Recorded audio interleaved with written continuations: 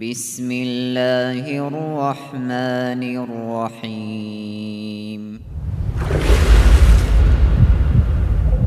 إن الدين عند الله الإسلام وما اختلف الذين أوتوا الكتاب إلا من بعد ما جاءهم العلم بغيا بينهم ومن يكفر بآيات الله فإن الله سریع الحساب.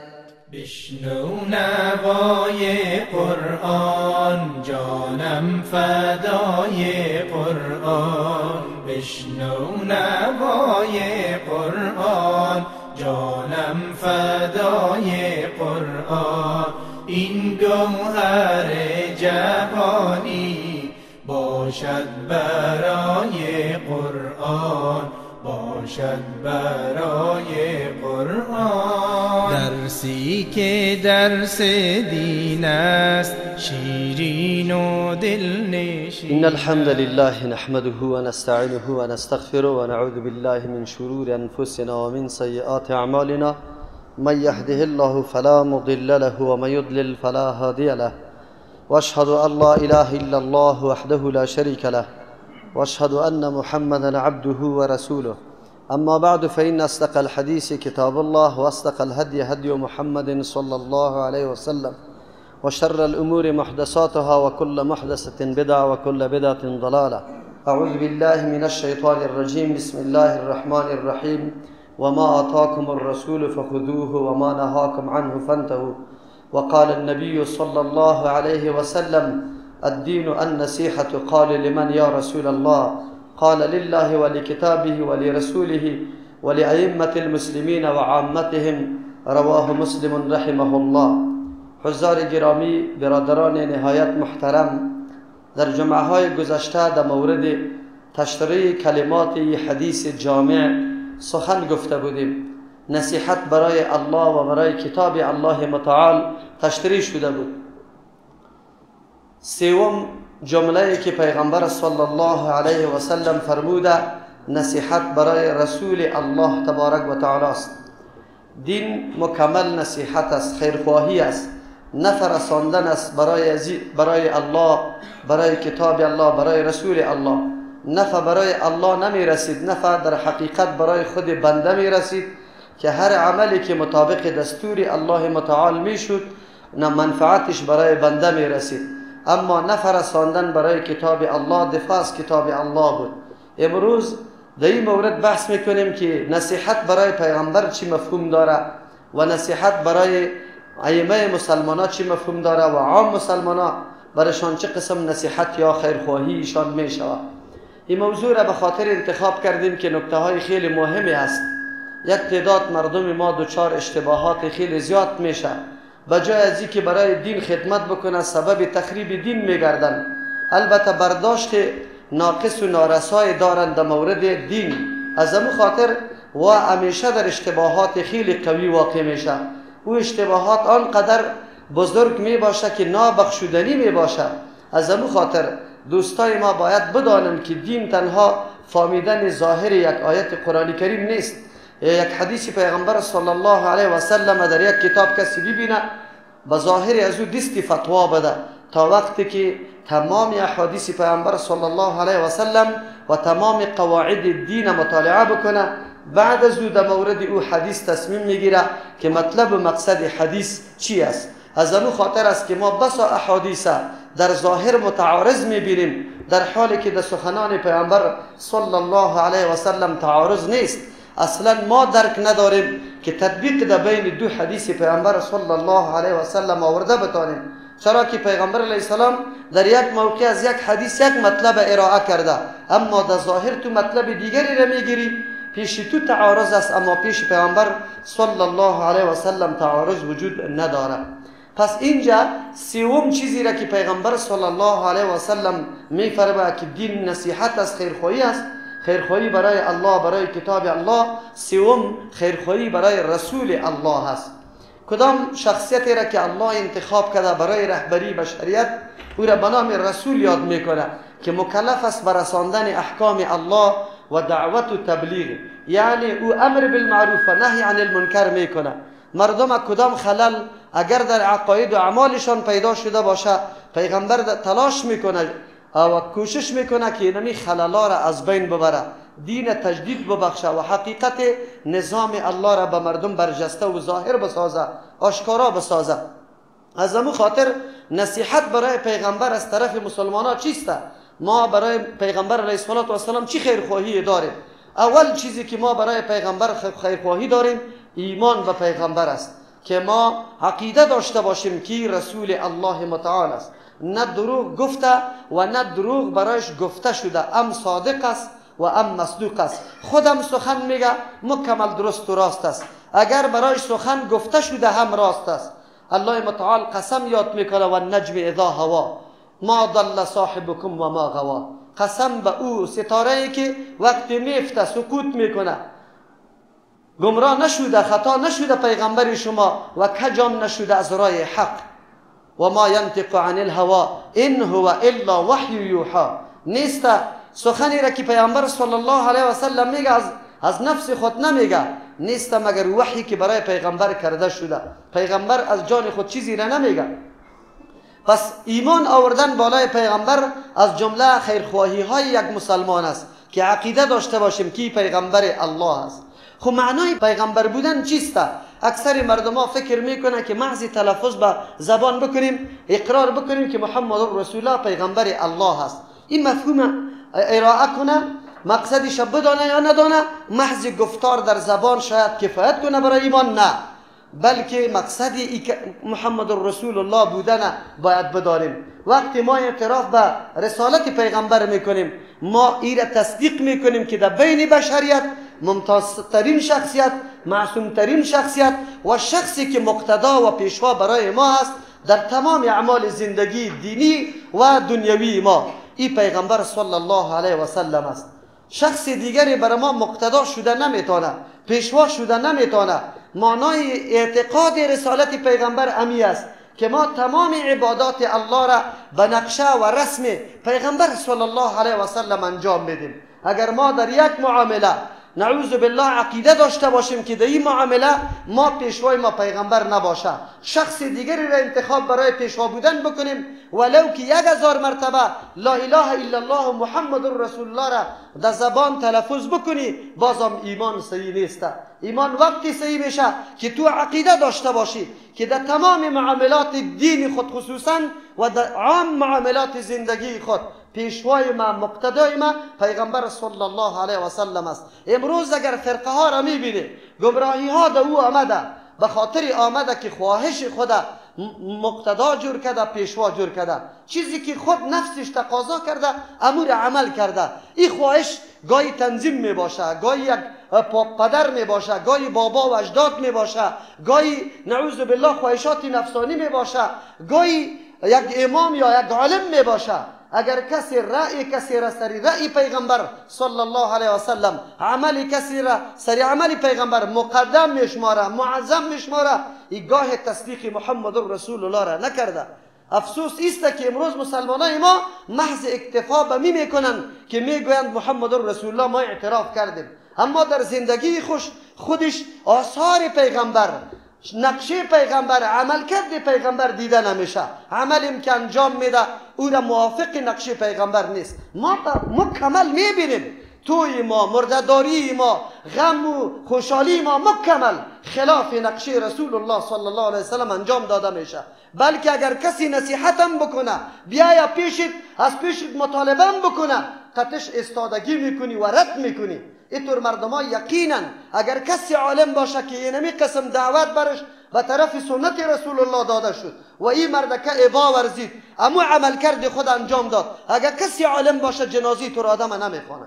چرا که این معارض با امره طریقه پیامبر صلی الله علیه وسلم واقع شده، دفاع از عملکرد خود کرده، عملکرد خود از عملکرد پیامبر کرده، پیش دانسته، معظم دانسته، محبت قطش داره. اینطور آدم ایمان برده نمیتونه، ولو در ظاهر چیخ بزنه که من رسول الله صلی الله علیه وسلم قبول دارم، اما در حقیقت این نصیحت برای پیغمبر نیست، بلکه در مقابل پیغمبر استادگی است.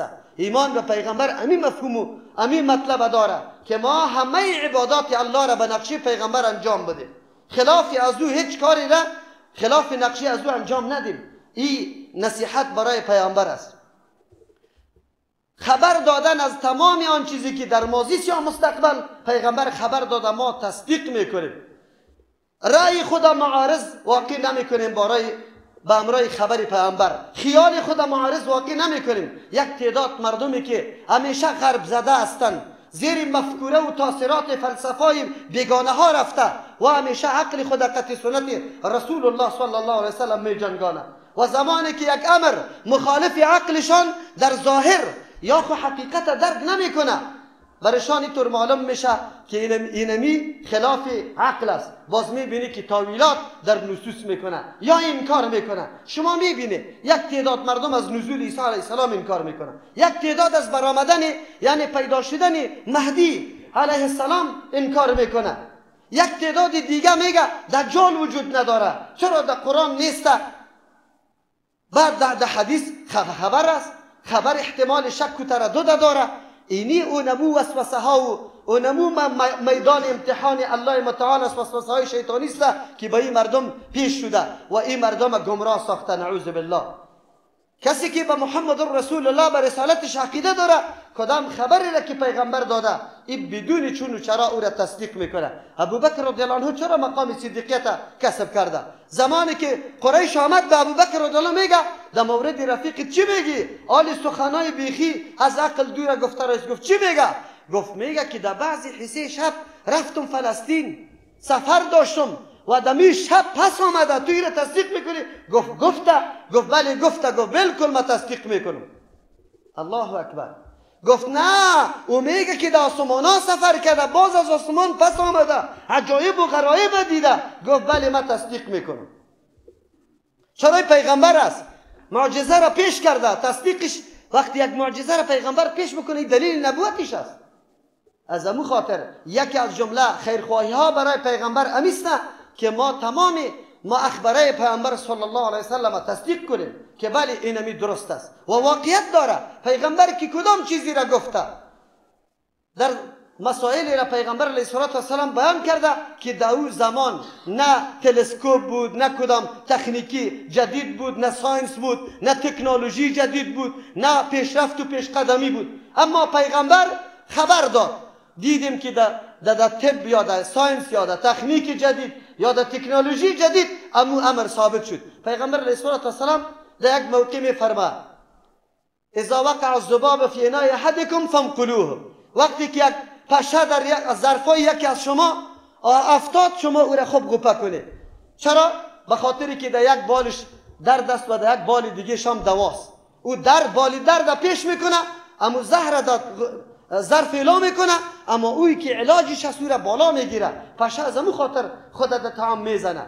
یک موضوع بود. یک تعداد علمایی که همیشه عقل جنگی میکرد اینطور حدیث ها را گرفت رد کرد، گفتی از پیغمبر نبرآمده، مردم جور کردگیست. اما تکنیک جدید و تحقیق جدید ثابت کرد که بله پشه در دو بال داره و در یک بالش دواست، در بال دیگهش زهر است و این را پشه همیشه تلاش هم میکنه.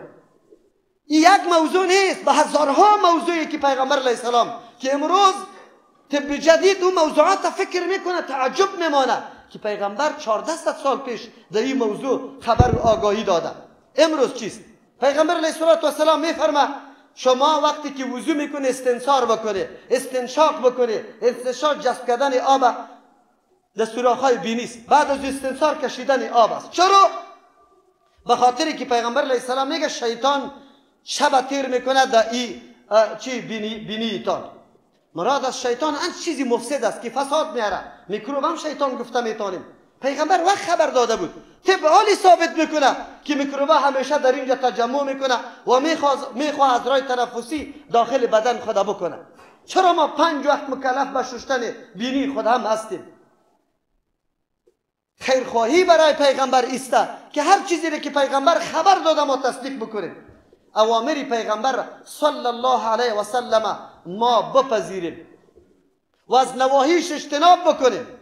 لقد کان لکم فی رسول الله اسوة حسنه. یقینا برای شما در رسول الله مقتدا یا پیشوا بودن خیلی نیک است. او را مقتدا بگیره، دنبال از او روی. ما مامور هستیم به یکی پیغمبر پیشوای خود مقرر کنیم. چه رقم پیشوا؟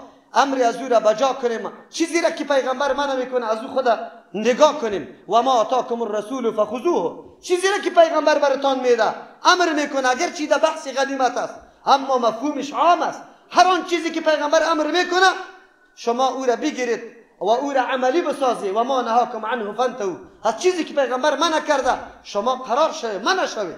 اینطور نشوه که نعوذ بالله فکر بکنید نه این در ذهن ما خوب است. امروز به هزار قسم معاملات و بیع و شراء آمده، در حالی که پیغمبر هر معامله که در او غش باشه، خیانت باشه، فریبکاری باشه منع کرده. مردم به قصد خیانتکاری میکنه انجام داده رئیس، اما خودم میگه من رسول الله را قبول دارم. چه قسم قبول داری؟ از آن چیزی که پیغمبر منع کرده تو خود انجام میدی. چه قسم تو پیغمبر را قبول داری؟ نصیحت و خیرخواهی برای پیغمبر ایست که امر پیغمبر را قبول بکنی، از آن چیزی که پیغمبر منع کرده اجتناب بکنی. چقدر امور است که پیغمبر منع کرده.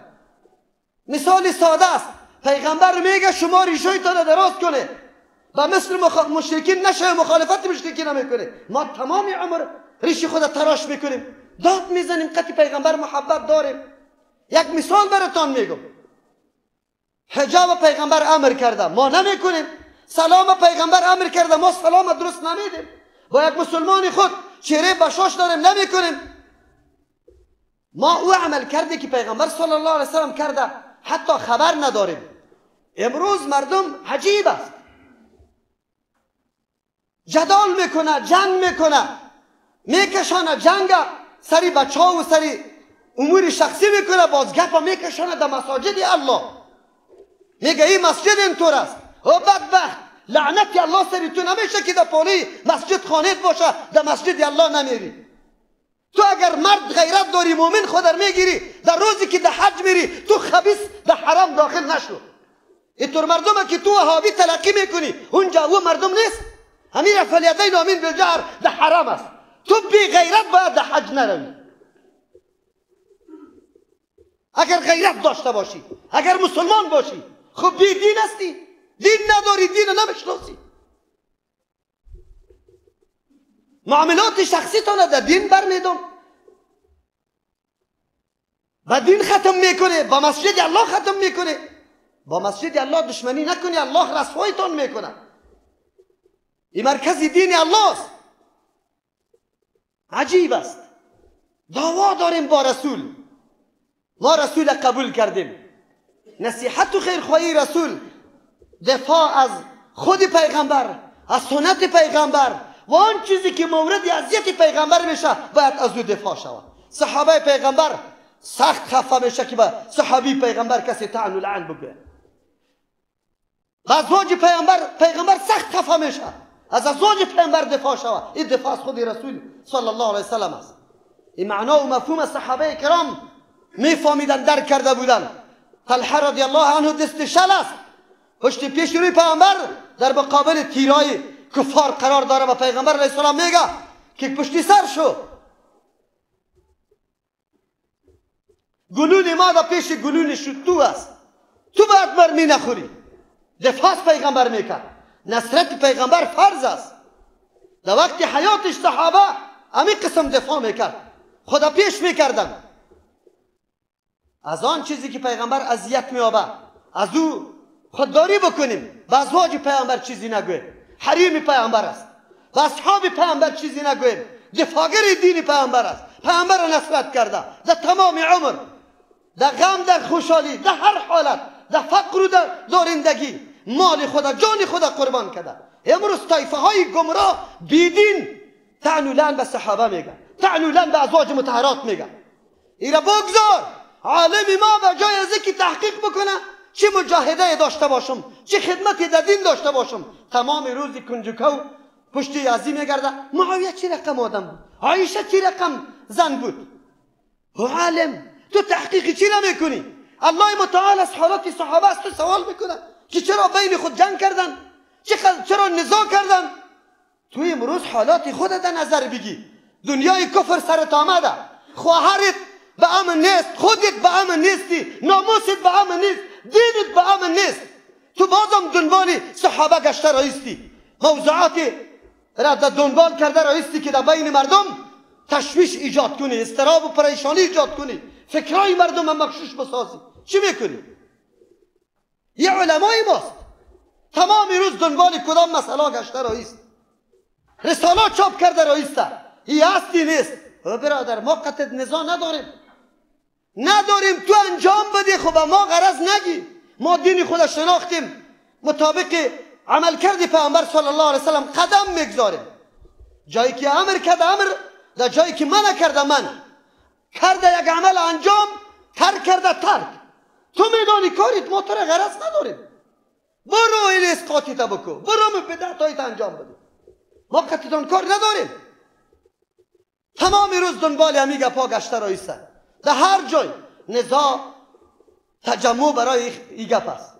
یا دفاع از سنت رسول الله میکنن، دفاع از پیامبر خیرخواهی پیامبر است و پیغمبر فعلا حیات نیست، دفاع از شریعت پیغمبر، از سنت پیغمبر، طریقه پیغمبر را باید ما دفاع بکنیم. طریقه پیغمبر برای ما ثابت میشه، ما باید از او دفاع بکنیم. دفاع چند قسم است. اگر به سنت رسول الله کسی استهزاء بکنه، توهین بکنه، سبک بشماره، او خب کفر است. ابالله و برسوله کنتم تستهزئون، با الله و رسول شما استهزاء میکرده. منافقین همین ترگپا را میگفتن، گفت ما در بین خود مذاق میکردیم، اگر کسی مسواک نیست، یک چوبک است، امیر کسی توهین بکنه، تحقیر بکنه، سبک بشماره کافر است، ریش سبک بشماره کافر است. چرا که سنت رسول الله صلی الله علیه وسلم است. داخل شدن در مسجد با دعایی که پیامبر گفته، نعوذ بالله یک آدم بگه این چی گپ است که پیامبر گفته، یک چیز به دست راست دادن گرفتن، بگه برو من در کسیش نیستم، نان به دست راست نمیخوره، به چپ شروع میکنه، مثل که آلی میبینیم. اگر این سبک بشماره کافر است، معنای محمد رسول الله را درک نکرده، یه عمل پیامبر علیه السلام است از پیش دفاع شود. ما خیرخواهی پیامبر را در هیچ عمر نمی کنیم. بنگی بر آلا سنت رسول الله انکار است، بنگی بر آلا و مجاهران سر سنت رسول الله اعتراض و انتقاد است. یک روز مدرسه را نخونده، کلمه خود ترجمه نمیتونه، اما سر سنت رسول الله خیز میزنه. این مسئولیت کیست؟ همین علمای ما چرا تشریح نمیکنه؟ مردم خود نمیفهمانه که سنت چیست، طریقه پیغمبر کدام میگه. در بدری ها در امت پیدا شده. خیرخواهی پیغمبر میکنه. دین نصیحت است، نصیحت برای رسول الله. از سنتش باید دفاع بکنی، از طریقش باید دفاع بکنی، زنده نگاه بکنی، نشرمی. ما امروز میشرمیم، در لباس وسیع و آزاد نمیشرمیم، بریش خود میشرمیم. در مجالس کفر یک کسی پیغمبر علیه السلام طریقش بود، اگرچه سنت عادتی است، گوشت میگرفت، استخوان قطع دندان خود در مجلس میکند. امروز مردم این حقارت میدانه، میشرمه، سر سنت رسول الله میشرمه. چرا؟ ما از پیغمبر که خیلی شرافت و منزلت بالا داره، او نمیفهمید. تهذیب ما یاد داریم، پیغمبر نمیفهمید. تا وقتی که سخن رسول الله را، عمل رسول الله را، ادب رسول الله را، سر کل ادب و سخن و فعل مردم مقدم نشماری، ایمانت کامل نیست، ایمان کامل نمیشه. این موضوع را قبلا هم بحث کردیم. تحاکم، فیصله را به سنت رسول الله صلی الله علیه وسلم کردن، گپی احمد و محمود قابل اعتبار نیست، گپی رسول الله معتبر است. این نصیحت و خیرخواهی برای رسول الله است. الله متعال بکنه که ما بتانیم واقعا خدمت سنت های پیغمبر صلی الله علیه وسلم بکنیم. بعد از او پیغمبر علیه السلام میفرمه ولی ائمه المسلمین. دین نصیحت است، خیرخواهی. خیرخواهی برای کی؟ برای الله، برای کتاب الله، برای رسول الله، برای امامای مسلمانان. ائمه جمع امام است. امام مقتدا و پیشوا را میگه، کسی که قابلیت از این داره که دنبالش روان شوی، بروی. این به نام امام یاد میکنن. دو طایفه است. یک طایفه علماست، امامای حقیقی علماست. چرا که اصلا وارثین انبیاء علیهم السلام علماست. ان العلماء ورثه الانبیاء، علما وارثای پیغمبر است. پس در حقیقت امامای ملت مسلمان علماست. کدام علما؟ هر عالم نه که محض کالای سفید پوشیده باشه، محض چپن دراز پوشیده باشه، تسبیح 200 دانه‌ای را در دست گرفته باشه. علمای حقانی، علمایی که واقعا یک بلست از سنت رسول الله صلی الله علیه و سلم این طرف و طرف نمیشه، منهج پیغمبر را یقینا زنده کرده، کارهای پیغمبر را در زندگی خود بالکل نمونه شده، طریقه پیغمبر را زنده میکنه. هر عالم وارث پیغمبر شده نمیتونه. و کسایی که بدعت ایجاد کرده، و کسایی که فقط نه مقابله با یهود داره، نه با نصارا، نه با دنیای کفر، فقط مقابله با مسلمان ها داره، نه با گناهگارا داره. حتی انواع معصیت و گناه در پیش روش میشه، حتی یک نصیحت هم برش نمیکنه، اما دشمنی با سنت رسول الله داره. او علمای وارث پیغمبر نیست، و دشمنان و اعدای پیغمبر است. او را علمای سوء گفته میشه. کدام علما وارث پیغمبر است؟ که پیروی پیغمبر در عبادت، در اخلاق، در عمل، یقینا امو قسمی که پیغمبر عمل کرده امو رقم عمل بکنه. پیغمبر از مردم میگرفت اجورتا را. امروز از دین چی جور کرده؟ امامت و تدریس و تعلیم یک کسب گشته. نان و نفقه زندگی خود از او برابر میکنه. ایره مسئولیت دینی خود نمیدانه که من چی مسئولیت دارم. اینی را علمای حق میگن. این علما، نصیحت و خیرخواهی علما چیست؟ اول محبت امرای علما. محبت به خاطر کی؟ به خاطر از اینه که از قریم است، از قوم است، از تنظیم است، از مذهب است، بچه کاکایم است، قریبیم است. محبت به خاطر که حامل دین الله متعال است، خدمتگار دین الله متعال است، تو قطعش محبت میکنی به خاطر دین الله. اول نصیحت و خیرخواهی علما اینه میسته که تو امرایش محبت داشته باشی. اول حقش است. چرا؟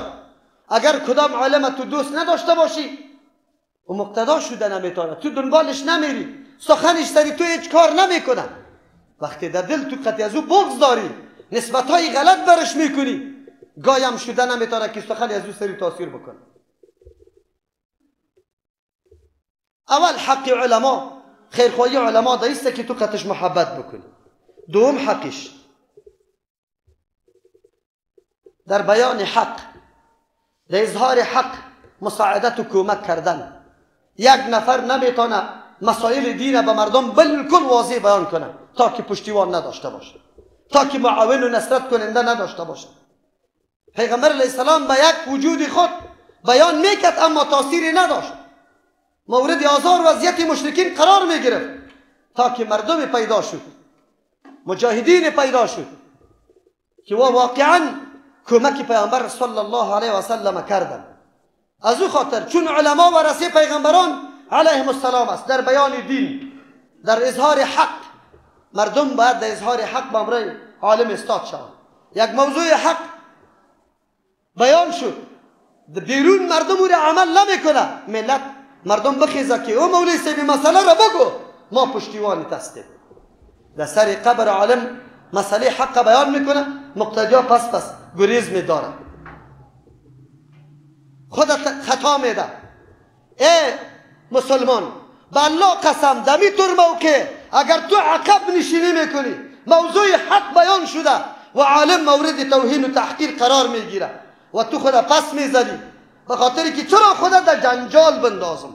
امروز اکثری مردم پشتیوانی حق به خاطری نمیکنه که میگه چرا خودت در جنجال میندازم، دکانداری خودت پیش ببرم، کاری روزگاری خودت پیش ببرم، تمام روز قطعی برو دیگه برای خود جنجال پیدا کن. علما بیچاره که غریب هستند، حق بیان کرده نمیتونه از دست عزیز که ملت ایمان به دنیا آورده، ایمان به دکان آورده، به وظیفه آورده، به مال و متاع دنیا آورده. خدا در جنجال نمیپرته، فکر میکنه من در جنجال میفتم. الله متعال از تو سوال میکنه. این دین تنها از مولا بود؟ این دعوت تنها از مولا بود؟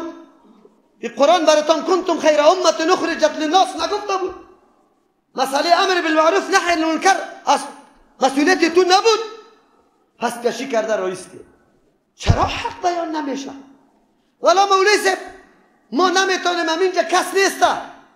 اوجا اگر بیایی در مرده ما نزاع پیدا میشه، توی اسقاط نمیکنی، باز اینجا نزاع پیدا میشه. تو خود حق شناختی، بگو سرم برای دین است. مرده از خودم از پدری کس نمیتونه مراسم غلط اجرا بکنه اگر مؤمن واقعی استی، اگر ایمان داری. چرا این مسائل جای خود نمیگیره؟ حق جای خود نمیگیره. علتش است که ما پشتیوان نیستیم. عالم برات میگه که مرده از خودیت است، والا نمیشه.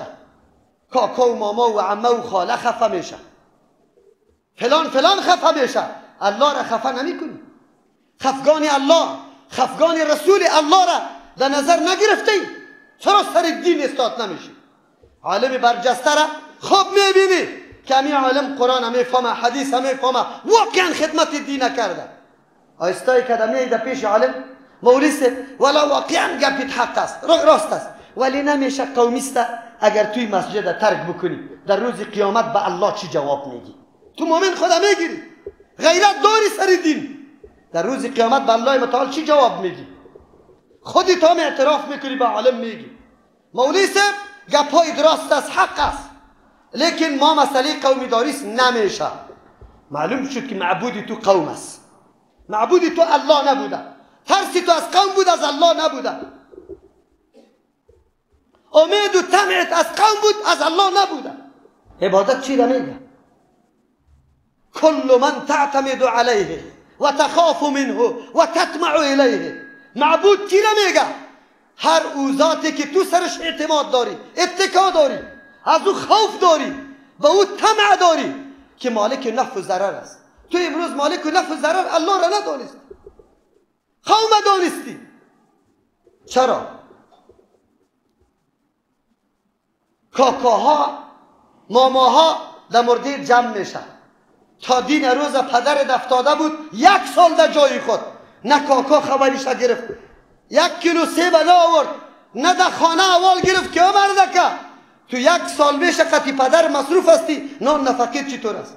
خدا روزی که بدعت میشه هر کدام لاف میزنه، استاد میشه، ما را بی عزت کردی. تو در مرده پدرت این کارا را نمیکنی، ما به پیش قوم عزت. تو عزت میشناس؟ این چیت میشه؟ این کدام قریبت بود؟ تو پرسانیش کردی؟ حالی خیز نزن، در بدعت ها خیز نزن. من تو را مرد ببینم، خیلی خوب، پدری مرا دوست داری، تو کاکاستی، تو ماماستی، تو قریب و دوستم هستی، من تو را ببینم که بری یک جای مدرسه را جور کنی، اما مردم بگو که ثوابشه با پدری فلانی بخشیدم، که تو را ببینم. در لاف زدن بدعت شما چکرسته که میای علا به خاطر که بدعت انجام داده شود، سنت قایم مقام نشود و جا به جا نشود. نصرت علما وقتی که حق بیان میکنه سر ما فرض است. دین همونطور پیش نمیره، دین ضرورت داره. 4 طایفه است: نبیین، صدیقین، شهدا و صالحین. دین توسط 4 طایفه پیش میره. نبیین بیان بکنه، صدیقین تصدیق میکنه، شهدا کار داره، گروپی که فداکار استاد باشه. پیغمبر نبی بود، ابوبکر رضی الله عنه صدیق بود، لیکن عمر رضی الله عنه دفاعگر بود، شهدا. گفت اعلام کن دین ما حق نیست یا رسول الله، آزان چرا پنهان گفته میشه؟ گفت آزار اذیت مردم. گفت نه، اعلان، نه آزان به جهر بگوی. امروز ما داد میزنیم از دین خود، لیکن عالم ما در حالت خواری کلگی کل در یک مسجد یک مولوی صاحب درس میداد، کل قوم یک طرف، یک خبیث، یک مرتد دیگه طرف استاد بود. قوم کلگی جمع شد که برادر تا آنی ما همینطور عالم ندیده بودیم. درس قرآن برای ما داد، حدیث برای ما داد، اولاد ما این قدر چیزا را یاد گرفت که پرسان نکن. یک نفر مخالفت کرد کل قوم او طرف خیرات است. والا اگر این مولایی باشه بازدو در مسجد نبیه الله بس با عمر در مسجد نبیه این منافقه این خبیثه باید قطعا در مسجد جای نده. کل قوم یک طرف یک نفر یکیش غیرت سر دین نکرد که یا امیر قسم عالم خیر است اگر شخصا تو قطعی ازی دشمنی داری ای را بکش ولی مثل ازی واری عالم باید بیاری. قرآن ترجمه کنه حدیث درس بگویه اولادی ما را امیر قسم تقریر و تبلیغ بکنه تو بیار باز ما قبول داریم. اگر ناوردی تو میدانی مسجد ما نمیم در مسجد. سر دین الله غیرت نمیشه. سر دین الله عالم در هر جای مایوس است از مسجد کشیده میشه نفر در پشتش استاد نیست. والا چی کنیم مسئله قومی است روز قیامت آمده نیست. الله متعال از پیشت سوال میکنه که سر دین الله غیرت کردی یا سر قوم غیرت کردی. سوم از آبروی عالم دفاع کردن. زمانی که برات معلوم است که عالم حقانی است در پیش روی بد و رد گفته میشه یکی مستم ما اعلان کردم شاگردای خدا که کسی مرا دشنام داد شما غرض نگیری خدا در جنجال نپرتی در اشکال نپرتی.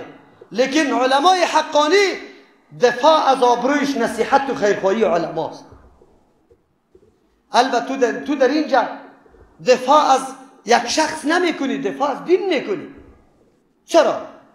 امو مردکه که مرا دشنام میده پلوانش زده مالش گرفته تعرض کردیم سر آبرو و عزتش سر نفسش تعرض کردیم حتی در عمر یکی دیگر را ندیدیم او که بد میداند دو دشنام میزنه به خاطر که تو حق گفته یا عالم حق گفته به خاطر حق گویش او را دو دشنام میزنه. اگر تو از او دفاع میکنی دفاع از دین میکنی از شخص نمیکنی. از او خاطر نصیحتی علما است که تو دفاع از آبرو و عزتش بکنی. لا اقل امی قدر گپ بگوی امو تهمتی که میزنه امو را خو بگوی که بله غلط گپ است.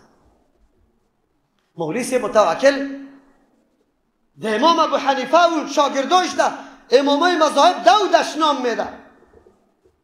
تو نشسته استی مدام در جمعه ما آمده ای در ترجمه ما نشسته ای در حدیث نشسته ای در کل عمر یک مرتبه انشاءالله که ما امام ابو حنیفه را بی رحمه الله نگفته کلمه رحمه الله را هم قطعش گفته لا کلمه تهمتم دفع کرده نمیتونی ما کم از دستش میگیری در کجا گفته ما رفتم در درسش چرا تهمتی ناحق میزنی لا اقل مؤمن استی آلی حق دیگه هم بر ما میاره. سوم نصیحت یا خیرخواهی علما است. چهارم زمانی که از او چیزی را دیدی خب البته در اینجا که از آبروی عالم دفاع میکنی برای خود مراحل داره. یک سخن از عالم برای تو رسید که فلانی عالم همی طور است اول چیزی که سر تو ضروری است تثبت است. یا ایها الذین آمنوا اذا جاءکم فاسق بنبأ فتبینوا. یک کسی به یک خبر و پیشتان میآید اول وظیفه یک مسلمان است که تثبت بکنه تبیین بکنه سوال بکنه پرسش بکنه در حق از او. این مرحله اول است. اول مرحله است که خوب تحقیق بکن. بعد از او که تحقیق کردی و برات واضح شد این مرحله دوم است که آیا اینمی کاری که امی آدم کرد امی عالم محل انتقاد است یا نیست. بعد از اینکه برات ثابت شد که بله محل انتقاد است کاری را کرده که خلاف شرع است در او صورت در مرحله سوم میرسی. مرحله سوم مرحله نصیحت است. چه رقم نصیحت است؟ بری مردم نشسته از اونجا صدا میکنی مولوی صاحب تو اینی کار کرده این نصیحت نیست خیرخواهی نیست یه انتقاد و رسوا کردن است. تا که مولوی صاحب حالات خود برای تو بیان میکنن 100 نفر در قلب شک افتاد در مورد عالم بدگمان شد. اینقدر مردم آلی در مورد عالم که کدام اشتباه را میکنه و او اشتباه غلط ثابت میشه گناهگار توستی. تو اگر نصیحت میکنی در مورد ثابت شده که این عالم همی کار کرده پنهان بیا یک نفر بیا دل نه 20 نفر مردم خود جور نمیکنه قرار چای تم در خانه عالم بخو بگو من خبر شدم توی اینی کار انجام داده راست است یا دروغ. بعد از او که برش گفت که بله است محمل داره؟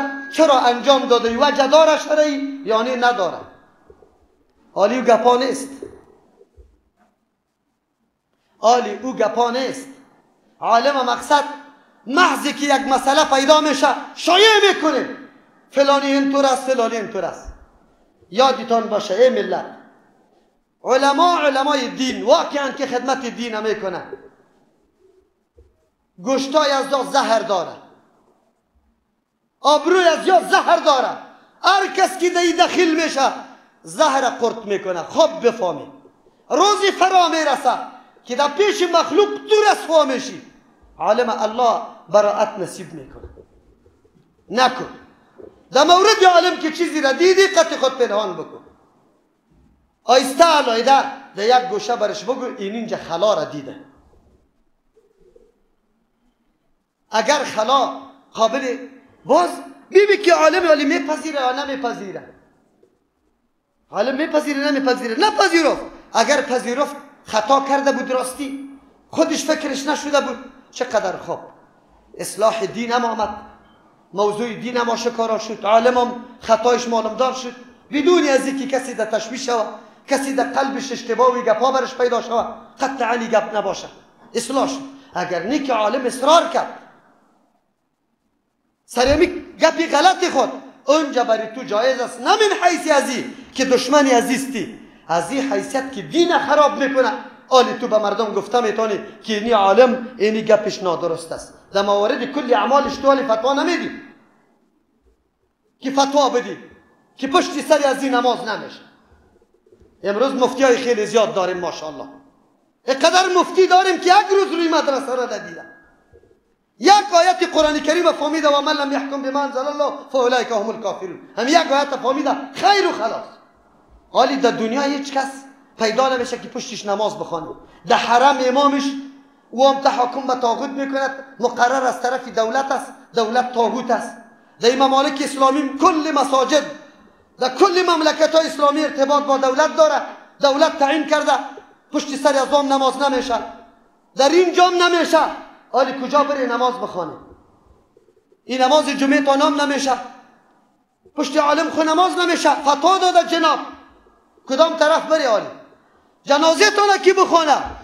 مجبور است همین نفر از کدام جای پیدا کنه که نمازهای 5 وقت هم سرش پشتش بخونه، عیدام بخونه، جمعه هم بخونه. اینمی آدم مسلمان باقی مانده و دیگر نه. ایره اعجاب به نفس میگه. الله متعال آدم نگاه بکنه، اعجاب به نفس میشناسه؟ نفس خودت برات خیلی کلان، پاک، منزه، مفتخر، صاحب مرتبه معلوم شدن. امروز یک طایفه از مردم ما همین رقم پیدا شده، فقط خود برش معلوم میشه که مستم، پاک هستم، مجاهد هستم، ما عقیده صفا دارم و ما این قابلیت دارم، دیگران را کلش جهنمی و کافر دانسته. برو بخیر. این را اعجاب به نفس میگه. این در مورد علما فتواهای یک تعداد میباشه، اما پیغمبر میگه دین نصیحت است. برای کی؟ برای الله، برای کتاب الله، برای رسول الله، برای ائمه مسلمانان. در جمله ائمه علما هم داخل است. دوم طایفه از ائمه مسلمانان امراست. امرا بیان کننده احکام الله علماست، نافذ کننده احکام الله امراست. در آیت قرآن کریم اطیعوا الله و اطیعوا الرسول و اولی الامر منکم که میگه مراد از اولی الامر امی علما، امی امراست. امرا کیست؟ کسایی که توسط مردم، ملت مسلمان، اهل خبره، اهل حل و عقد، به طریق شرعی در منصب امارت، در منصب حکومت رسیده باشه، او را امرا میگه و نافذ کننده احکام الله است. هر حکم الله را که ضرورت به او داره او نافذ میکنه. قصاص، سنگسار، قطع دستی دزد، حد قذف، حد شرابخوری را، این مسائل او نافذ میکنه. کمیته احتساب داره، میگرده، نمیگذاره مردم مجاهرتا گناه بکنه، معصیت بکنه، قانون میده بکنه، قطاع طریق جور شوه، امن از بین بره، امن ضربه بخوره. این را به نام امرا یاد میکنه. دوم طایفه از امامای مسلمانان امراست. خیرخواهی از این چی چیز است؟ اول اعتقاد امامتشانه، تو باید عقیده داشته باشی که امام است. چرا اگر عقیده نداشته باشی باز تو تابعداریش نمیکنی. عقیده داشته باشی که امام است. ولی اگر رای شرعی یک کسی در حکومت رسیده از رای اهل حل و عقد شورای اسلامی، بالکل امام است.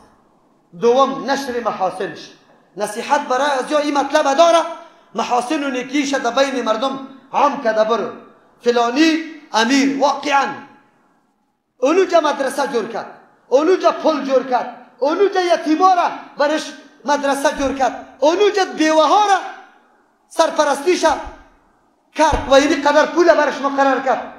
محاسن ازیره در بین رعیت نشر کده برو، این خیرخواهی امراست.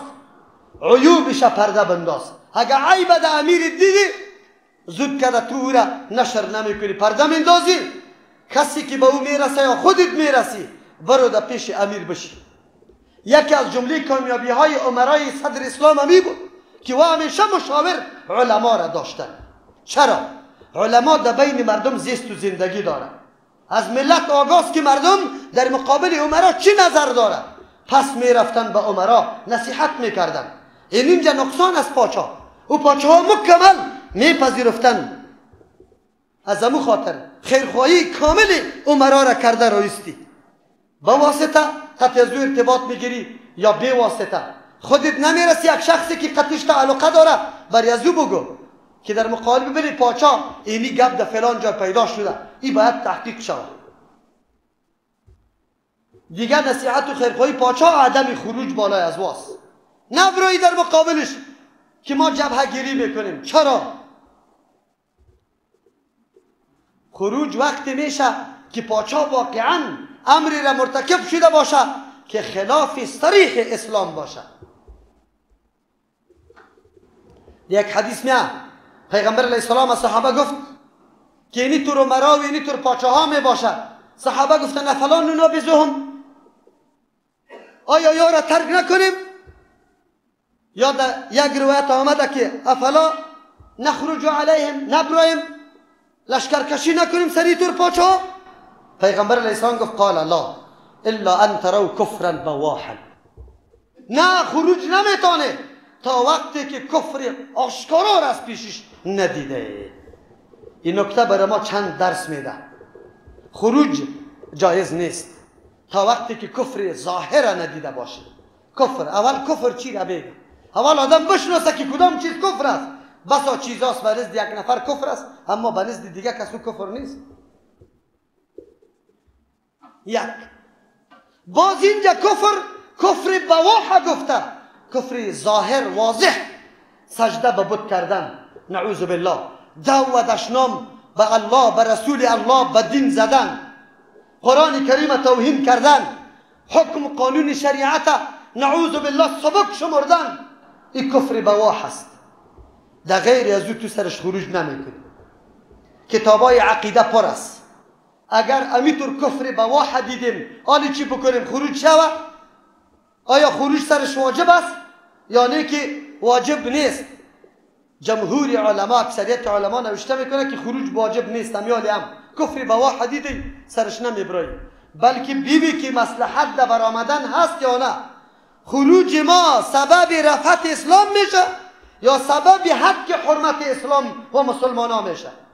شیخ الاسلام ابن تیمیه رحمه الله سر یک مجلس دیر شد، یک نفر دیگه همراهش بود. و مجلس شراب میخوردن، قمار میزدن، هو و خنده و قعقه و مذاق بود. پیش دیر شد، هیچ چیزی برش نگفت. همین شاگردش یا دوستش روی دور داد، گفته شیخ تو خود حق گویی خود بیخی شعار اسلام گشته ای، نام کشیده ای و به هیچ وجه تو منکر ترک نمی کنی، چرا همینجا منکر من نکردی؟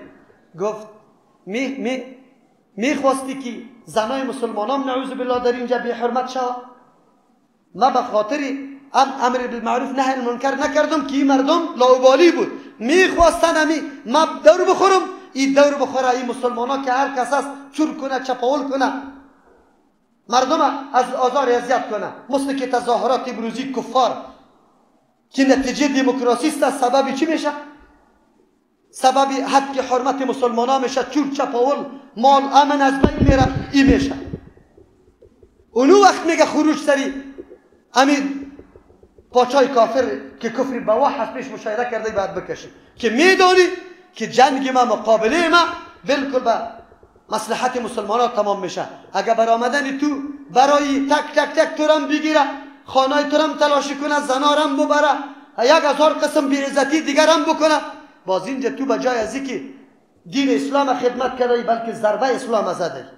اسلام تو را پیغمبر علیه السلام تا وقتی که در مدینه حکومت برقرار نکرد، تا وقتی که پیمان و تعهد از اهل مدینه نگرفت که ما در جنگ مقابله با امرای کفار همراهی تتبع میکنی یا نمیکنی نگرفته بود، جهاد میهاد شروع نکرده بود، جنگ شروع نکرده بود.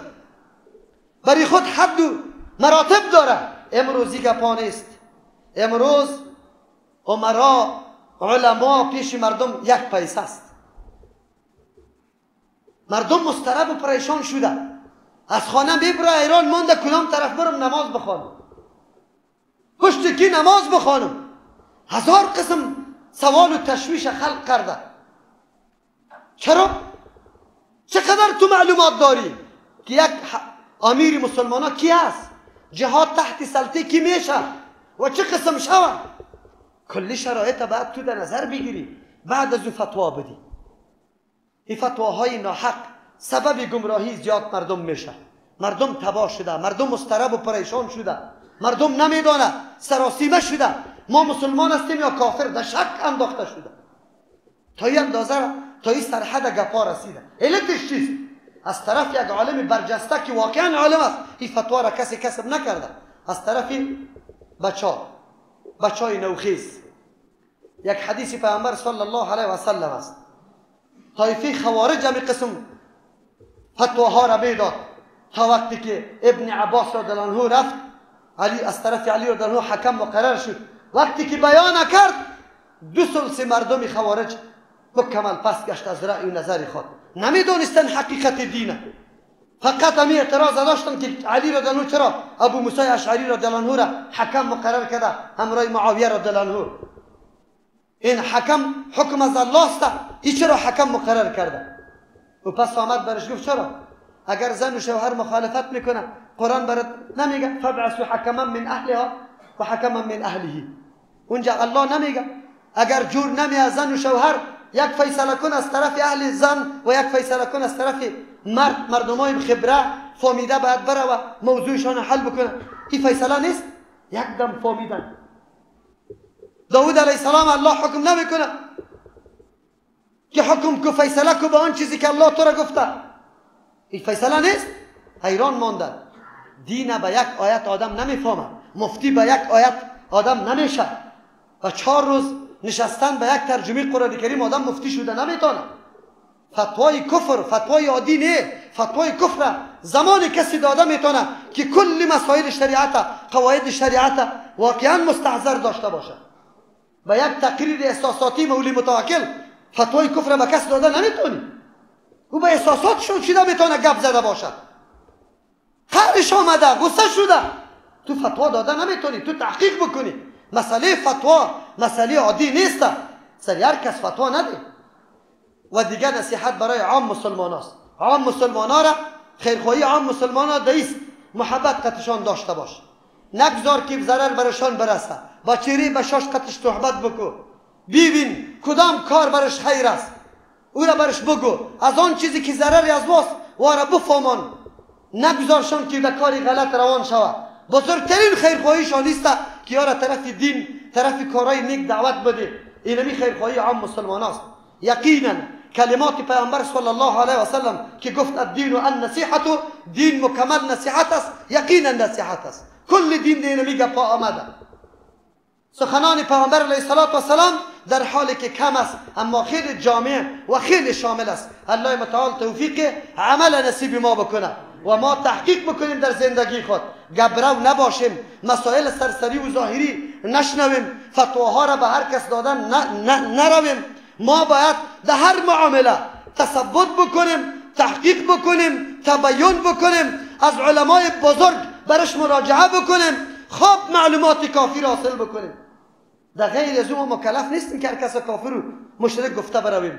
ما به این مکلف نیستیم، مسئولیت خود ادا بکنیم. بارك الله لنا ولكم في القرآن العظيم ونفعنا وإياكم بالآيات والذكر الحكيم. استغفر الله لي ولكم ولسائر المسلمين فاستغفروه إنه هو الغفور. درسی که درس دین است، شیرین و دلنشین است، آیین ما چنین است، برنامه های قرآن، برنامه های قرآن. بشنو نوای قرآن، جانم فدای قرآن. بشنو نوای قرآن، جانم فدای قرآن. این گوهر جوانی باشد برای قرآن، باشد برای قرآن. فرزند نور دیده، کلام حق شنیده. فرزند نور دیده، کلام حق شنیده. جان و جهان خریده از درس های قرآن، از درس های قرآن. بشنو نوای قرآن، جانم فدای قرآن. بشنو نوای قرآن، جانم فدای قرآن. این گوهر جوانی باشد برای قرآن، باشد برای قرآن. جانا ببین تو ما را، بنگر ز ما صفا را. جانا ببین تو ما را، بنگر ز ما صفا را. بگرفته ام وفا را از لابلای قرآن، از لابلای قرآن. بشنو نوای قرآن، جانم فدای قرآن. بشنو نوای قرآن، جانم فدای قرآن. این گوهر جوانی باشد برای قرآن، باشد برای قرآن. در موقع جدایی، در روز بینوایی. در موقع جدایی، در روز بینوایی. ما را بود خدایی، آن هم خدای قرآن، آن هم خدای قرآن. بشنو نوای قرآن، جانم فدای قرآن. بشنو نوای قرآن، جانم فدای قرآن. این گوهر جوانی باشد برای قرآن، باشد برای قرآن.